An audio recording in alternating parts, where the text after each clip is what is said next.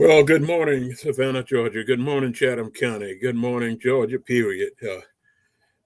I am Jerome Irwin, president of the A. Philip Randolph Institute here in Savannah, Georgia. This morning, we have with us a very special guest, Mr. Chris Daniels with Georgia AFL-CIO. Good morning, Mr. Daniels. Please introduce yourself. Good morning. Good morning, everybody. I'm Chris Daniel with the Georgia AFL-CIO. I'm really happy to be here with you, Brother Irwin. I think this is a really important topic that we are going to be discussing today, and looking forward to inject whatever I can into the conversation. So thank you so much on behalf of everybody from the Georgia AFL-CIO. Thank you for having us. Well, we are always glad to have our partners with us. We are an affiliated group of AFL-CIO, so we do what we can when we can. This morning, we want to talk about this new Hyundai plant that's coming to our area, and we understand that there have been some problems with the plant as far as where they previously had plant work done and working out of Alabama. Can you explain some of that to us? Yeah. So right now, the state of Georgia, and I would even venture to say that the southeastern region is in a bit of an economic boom, and that's going to be centered around the electric vehicle industry. Here in Georgia, we have a meta plant, of course, in Bryan County, a Hyundai meta plant that will be a $5.8 billion investment into the area, into the state. Likewise, there is a larger EV industry that will be created to support the Hyundai plant, as well as other plants up and down the eastern coast. So Georgia is experiencing this. We're in this really interesting place right now, where we could really have good jobs coming into our state. But what we have found is that the industry hasn't been as responsive or responsible to the communities where they exist. For instance, you mentioned that in Alabama, Hyundai has been operating there, and evidence suggests that they haven't been really good community partners. And because of this, there's a group, along with Jobs to Move America, organizations throughout Alabama have banded together to try to see if there's a way to get some community benefit from this Hyundai being in the state of Alabama. We've heard there are lawsuits right now, a number of different. I won't speak on them, but there are a number of different lawsuits working themselves out. And there's just a lot more questions than answers when these facilities come to communities, typically poor Black and Brown communities. So I'm excited to engage in the conversation, and look forward to getting some more information out here. All right. So with them doing what they're doing over there, what is the prime objective here? I know you were talking about community coalition. Explain a little bit about the community coalition, so my viewers know what we're talking about. Yeah. So similar to what's happening in Alabama, right? Where they have come together as a community, a group of faith-based leaders, a group of community leaders, friends that are politicians. They've come together to create a plan that will ultimately get the community an agreement with these big companies that come sit in our neighborhoods. And these communities create a basic standard of what the companies should be doing for the communities that they exist in. For instance, if there are environmental need to be adhered to, if there are more planning related standards that need to be adhere to. If there's a standard of card check and neutrality at the end of this thing, those are the things that, for instance, our partners in Alabama are working towards, and those are similar to the type of agreements that we would aim to achieve here in the state of Georgia once we get our coalition all on the same page. So what we're doing now is speaking to organizations, faith-based organizations, no matter if you operate in a BIMA or in a MIMBAR. We want to make sure that, you're a pastor of a church, we want to make sure that we're engaging around what's important for communities related to this massive industry here. So, like I said, we've been having one-on-ones with organizations, and we are gearing up for a first meeting. So we're looking forward to getting everybody from in one room, one space to figure out where we go. Because the thing is, labor, we don't hold all the cards here, right? We are a part of a larger effort that includes the community. So we want to work with the community to make sure we can create some benefit. We're talking about these companies that could change communities for the foreseeable future. Well, that's why A. Philip Randolph is the bridge between labor and community. When there are issues, we try to bring them to the forefront and try to get them handled. Now, I noticed you said something in your letter about a CBA, and I know what a CBA is, but can you explain it to our listening audience?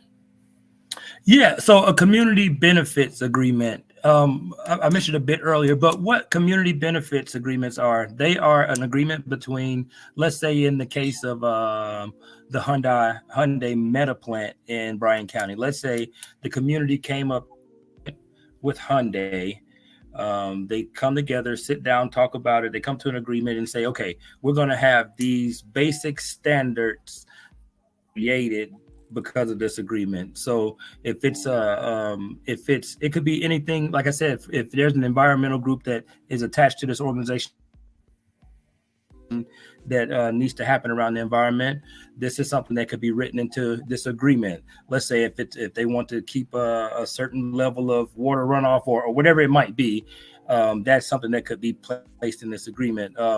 What labor typically wants to see community benefits agreements, we want to see card check and neutrality, meaning that once workers sign cards saying that they want to have a union, the manager, the Hyundai or whatever company it is, they will agree that these workers have to have a union, and they will be neutral when it comes to voting for it. So those are some of the things that you can get in CBA days. Now, I hope that answers your question a bit, Mr. Irwin. Yes, sir, that answered it. Now, they said Hyundai is ultimately going to employ more than 20,000 workers. But how many workers are they talking about importing from Japan? Well, you pose an important question, and these are the questions that haven't been answered. Because we don't have these agreements that say that this number of folks from this community where this plant is should be employed here. We don't know if there are any equity standards that set in place as far as employment is concerned. So you're totally right. The answer is we've seen insidious practices and folks get important the workforces before. And we just want to make sure that in Georgia, we respect the community by hiring folks capably, folks that we know are capable to work right from the community, hiring right from the community where these plants are. So, yeah, that's a big concern. And the answer is we don't know enough to answer one way or the other. That this will or won't happen, but we need those answers, and that's why we're pulling folks together so we can get the answers to the right questions. All right. in Alabama, do you have any idea about how many Japanese they imported over there? Not quite sure, because I while we do have a bit of a partnership, they are on their own track in Alabama. But the answer is I don't have a conclusive number about how many folks they have brought in. But what I do know is that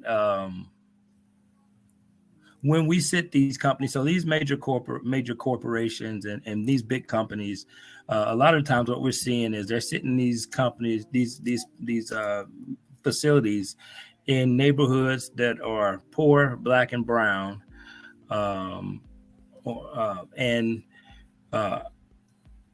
they're not adhering to labor standards that we would hope that they would. So one thing that we can say is that the workers in the places, the workers in communities in these places where we have these manufacturing facilities have not benefited as much as they should. We have heard, and like you said, it's nothing conclusive, but we've heard that they are going to import at least 2,500 of their own people.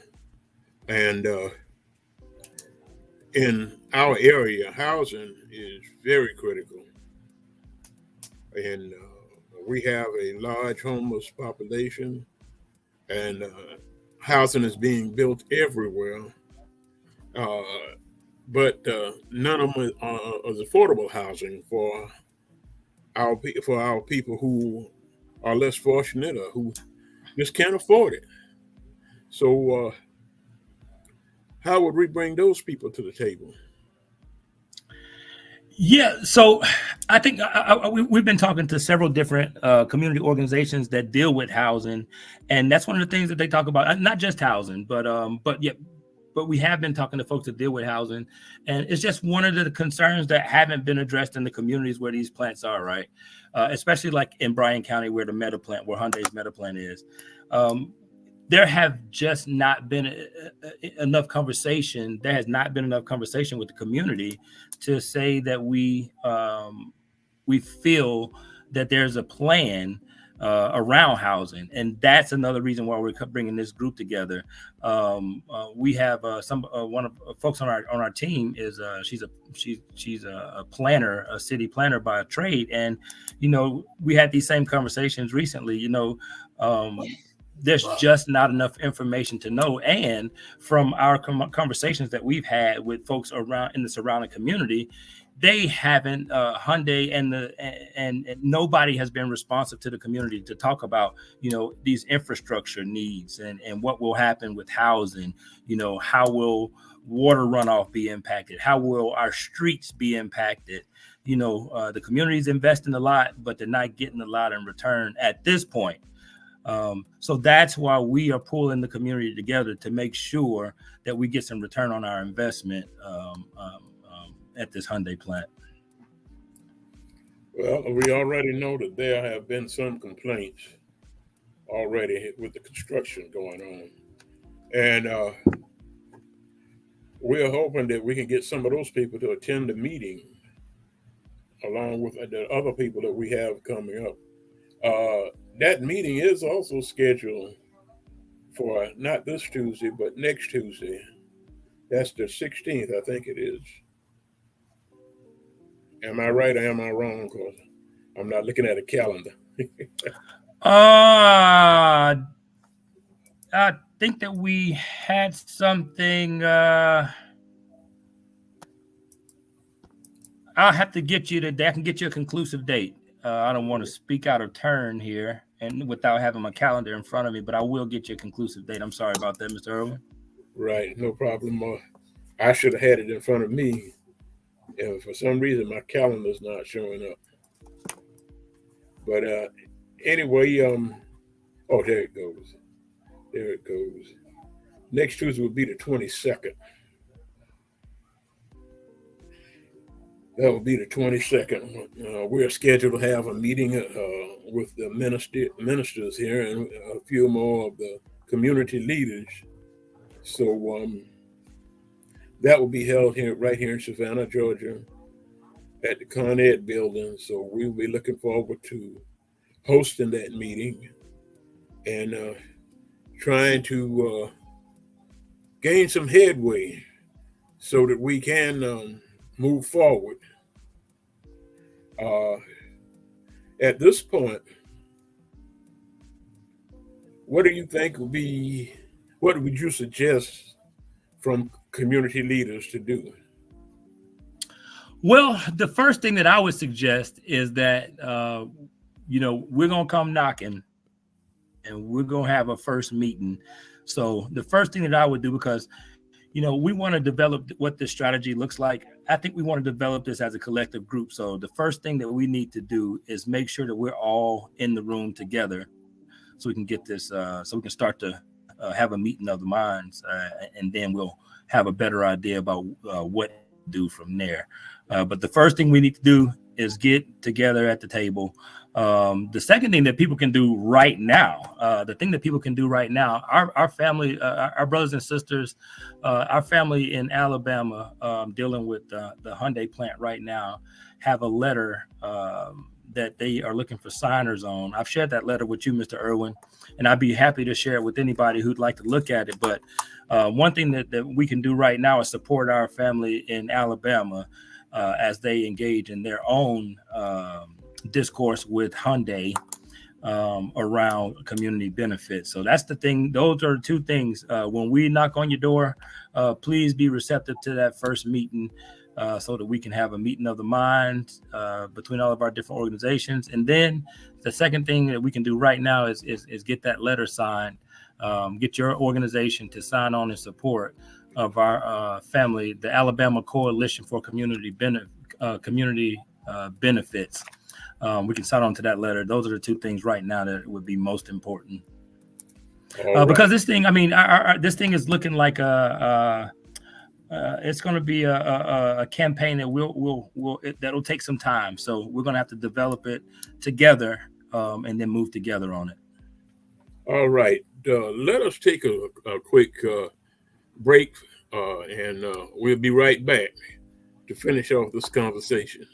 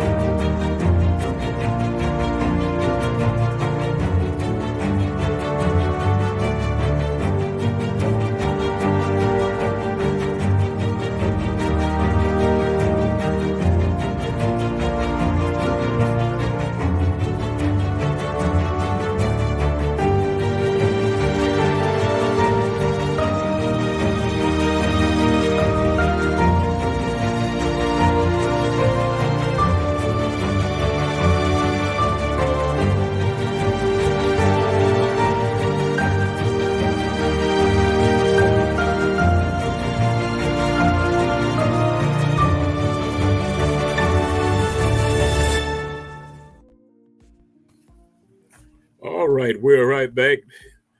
And I tell you, I don't think we have a problem signing off on this letter. I think it'll be beneficial for everyone. Uh, but now we've talked about Hyundai, but we also got another problem, and that's what's that, Delta, I think, isn't it?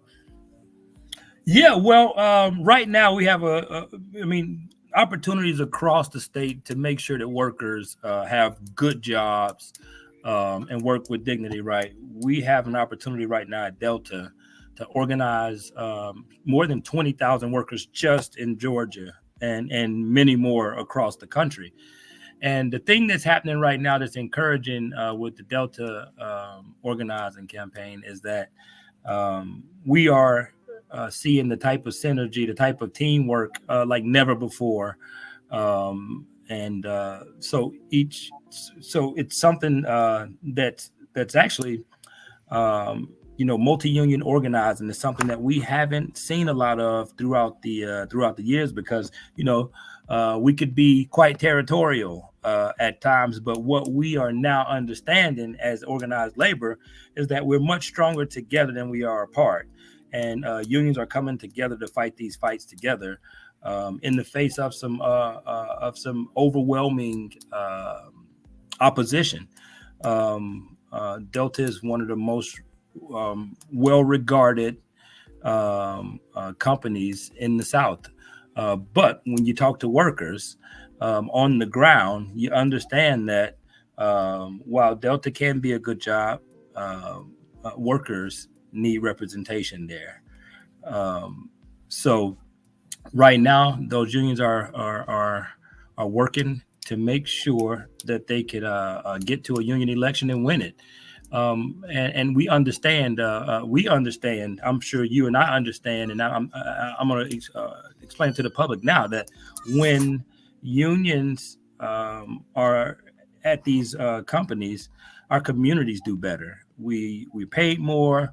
We get more respect at work. We stress less. So we want to make sure that we support them in any way. And one way the audience can support is just talking to one of your cousins or family members that work for Delta and tell them, hey, call the union and talk to them in a real way about why you all should be organizing for power. So the Delta campaign is a tremendous opportunity for us right now to gain some traction. And just some of the things that folks are doing, like some of our retirees are right now planning to come in and call Delta workers, because they understand how important it is for those workers to hear from folks who have been there and done it, folks who know the union difference, folks who've worked with dignity and respect. So, like I said, we are experiencing incredible level of synergy throughout labor right now, and not just labor, because at our last Delta rally, I mean, we had over 200 people there, but it was folks from the community, it was folks from labor, different labor organization, multiple different labor organizations. It was folks from community organizations. So folks are working together, and across the country, workers are saying that they want to be in a union more now than we've seen in a long time. So workers are now ready to fight back and stand up, and they're getting organized all across the place. I mean, but we talk about Delta, right? Yeah, but that's just one of the opportunities here. We saw that in recently that Bluebird workers in the Macon area, 1,400 Bluebird workers just got organized. After years of trying to figure out what they could do to impact their lives and their jobs, they figured it out. They could organize their own union, and that's what they did. We got bus drivers in Dalton, Georgia, who with first with a private company.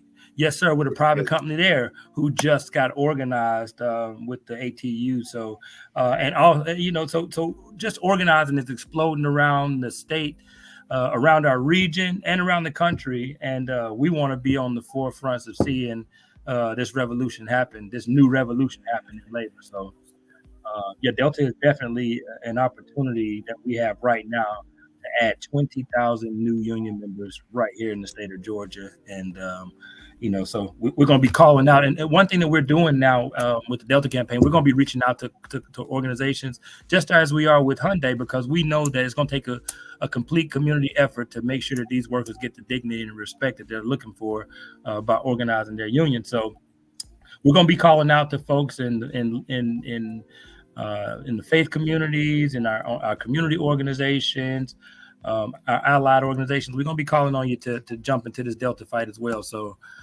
just look for it. All right.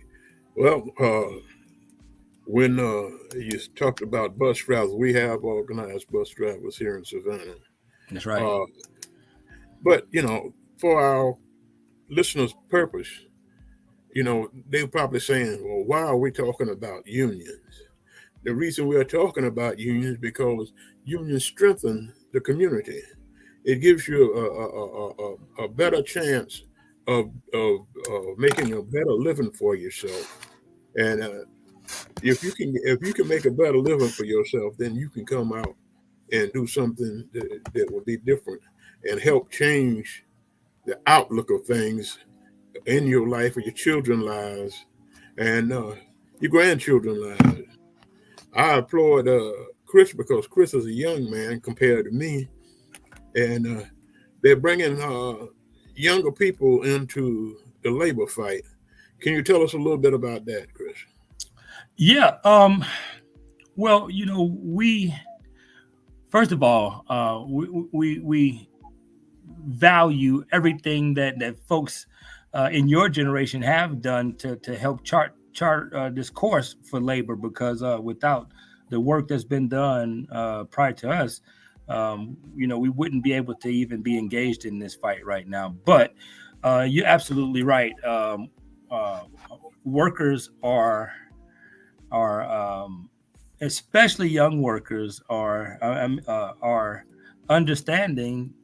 They know that when they have a union contract, when they have a union, when they have a voice on the job, they know that communities tend to do better. And you're exactly right.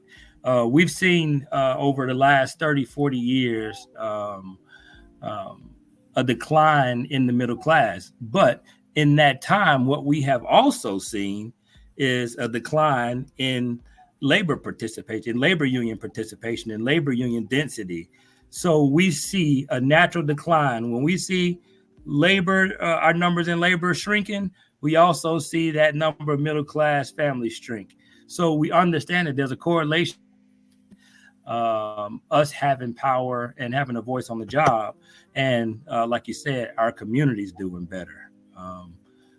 And that's the reason that they're organizing right now in Georgia at really high numbers, just because of that reason. We have been fighting the fight for last few years, or the fight for 15, with our fast food industry. Mm-hmm. And some people think it's over with, but the fight is not over with. We still in the fight, and that would give organizing the fast food industry and making them accountable for their employees.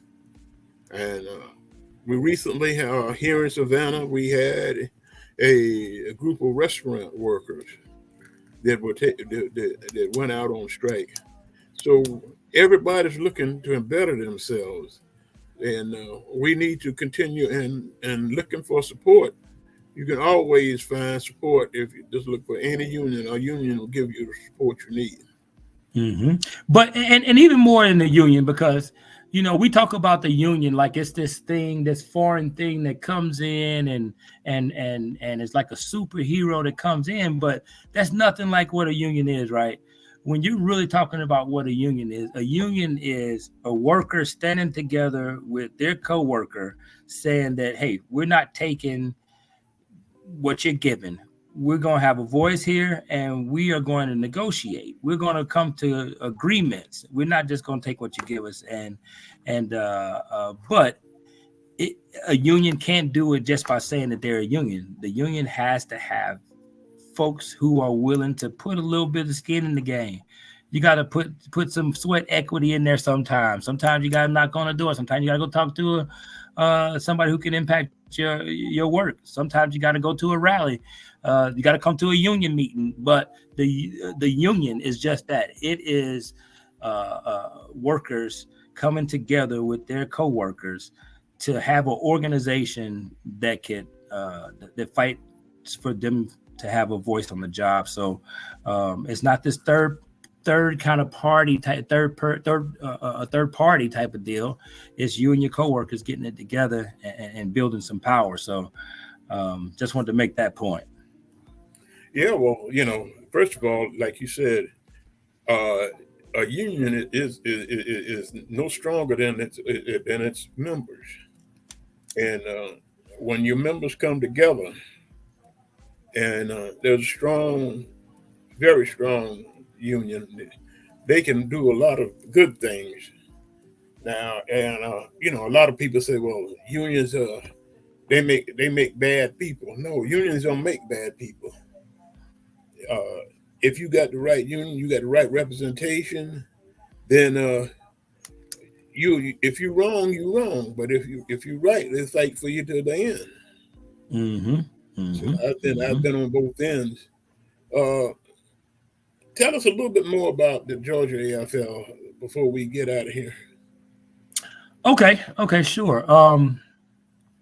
So I guess in general, I'll start just by saying a little bit about the AFL-CIO in general, and then I'll come back down to the Georgia AFL-CIO. So the AFL-CIO, it exists to represent people who work. I mean, I can explain it. And I guess a better explanation comes from the Constitution. It is expressed in our Constitution at the AFL-CIO. And it says that the American Federation of Labor and Congress of Industrial Organization is an expression of the hopes and of the working people of America. And what we do at the Georgia AFL as well is we resolve to fulfill the yearning justice and community, to advance individual and associational freedom, to vanquish oppression, privatization, and cruelty in all their forms, and to join with all persons of whatever nationality or faith who cherished the cause of democracy and the call of solidarity to great achievement. So, and I don't want to deviate from that explanation because it states it so well what we do. We work for working folks. So, but I guess more practical though, the Georgia AFL-CIO, we are a state federation that has more than 60 affiliated unions under our banner. And what we do, we come together. We work for those unions to make sure that we fight labor fights. So whether that be legislative, whether that be a need for more training, the Georgia AFL is made up of groups of unions that want to come together to have a greater impact.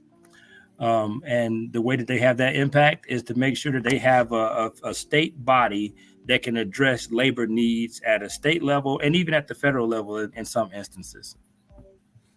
All right. There is an organization called Savannah Regional Central Labor Council, in which I So, am the vice president, and we are part of the Georgia AFL-CIO, and we try to do things on with the local legislation, and we've been somewhat successful in some things, but we haven't been able to get everything we need. Um, we also have the Builders and Trades Union in here, and I think that they are going to be a major part. They need to be a major part of our talks when we talk about Hyundai. yep, and they have been. I'm glad you mentioned the regionals, the CLCs, the Central Labor Councils, because in the state of Georgia, you mentioned the Savannah CLC, which you're a part of, but there's the Augusta CLC. There's also we're working on some other CLCs getting up and running as well. So there are a number of different CLCs throughout the state that all do the same thing. And what we do is just fight for working folks day and night. And you mentioned the trades as well. And yeah, the trades have been in those talks about Hyundai actually, because what's happening right now at Hyundai is that they are building right now. If you go up down 16, you'll notice a 2-mile stretch where it's nothing but construction, and that is the Hyundai Meta plant. But the problem with that work is that most of the work that's happening out there right now is non-union. We do have some union family in there, but they only got in after a contractor kept tearing up material, so they had to call the pros in. So that's why we're coming together, and yeah, that's why the trades are, like you said, the trades are right lockstep with with those conversations, because they understand that, look, while they're building right here, they're just building here, and maybe they have missed the opportunity for some work there, but we talked about it earlier that there's a $2 billion industry that will exist here just to supply that one plant. So it's not over. The building trades can still get a lot of this work that's coming up in Georgia around EV, and that's some of the reasons why why they're coming together with us as well. Yes, sir. I tell you, when you think about it, and you think about all the things you've done, like you said, we got in there, but that's how in this area that we usually make a lot of our money, because they'll let somebody else build it.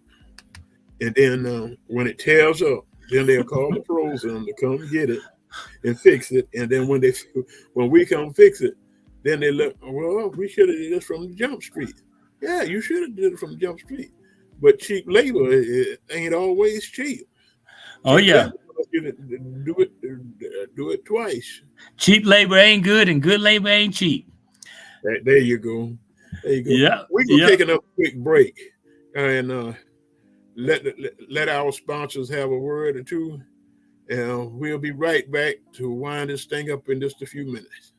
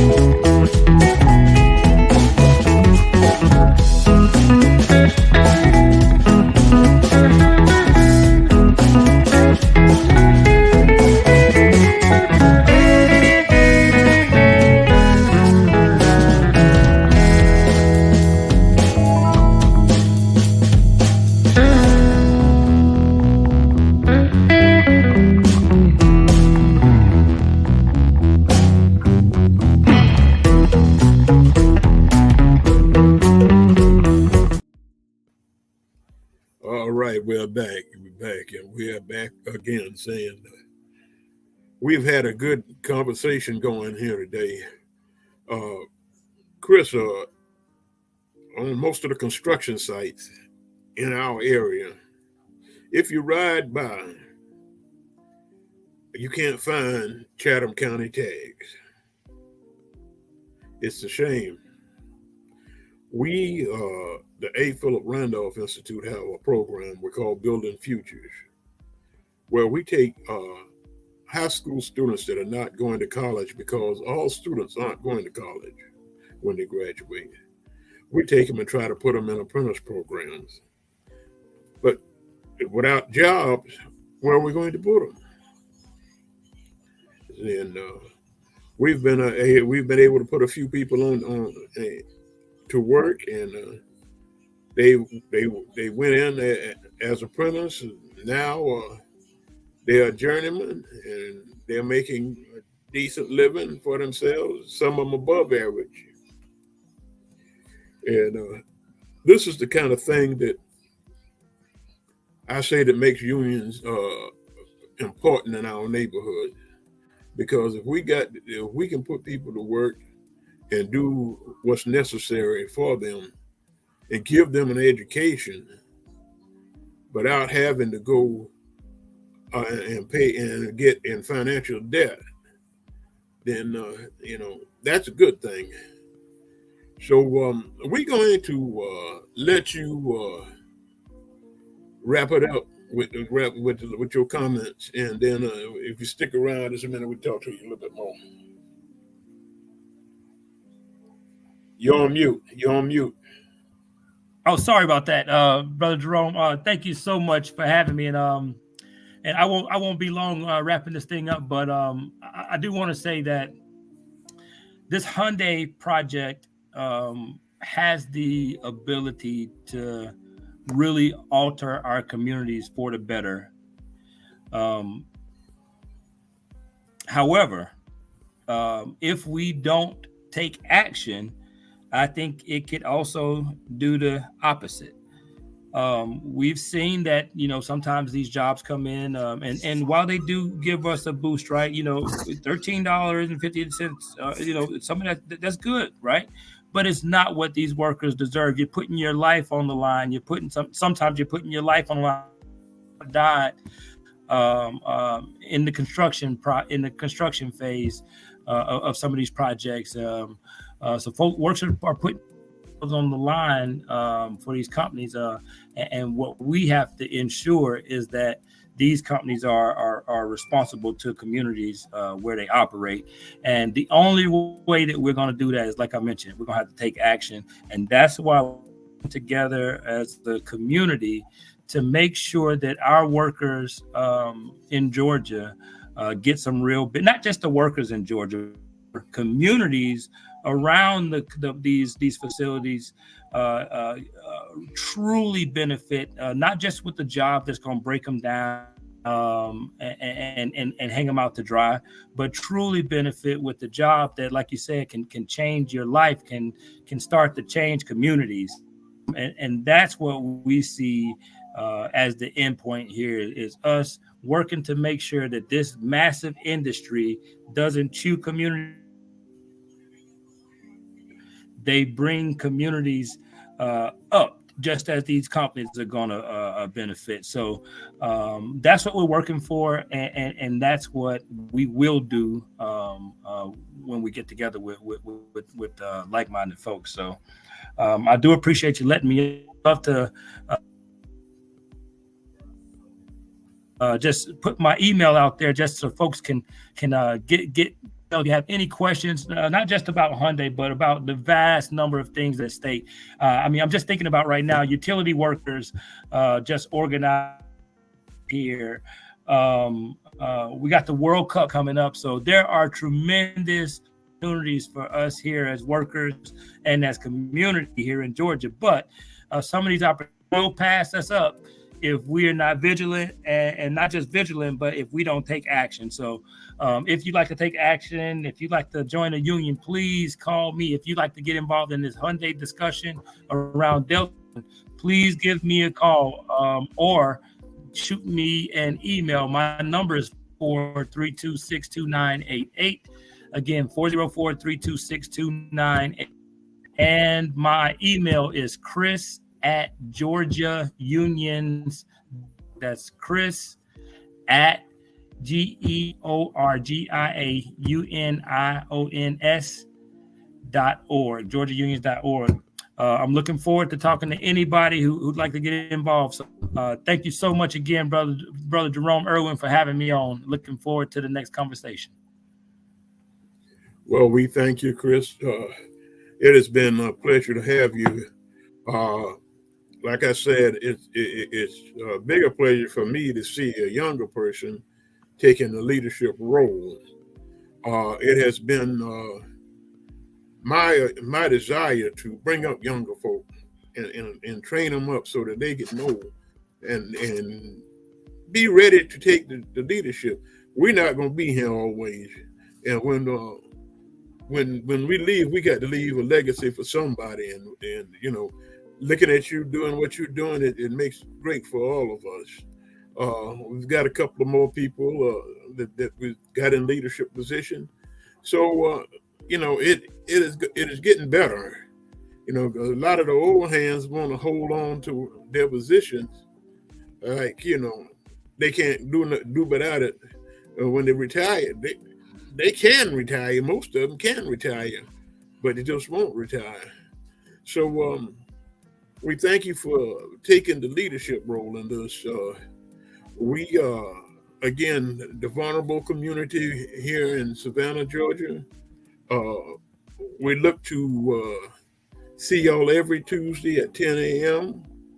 And with that being said, we're gonna say good evening, God bless, and may all y'all be blessed.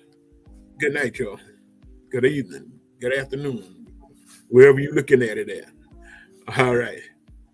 All right. See you later.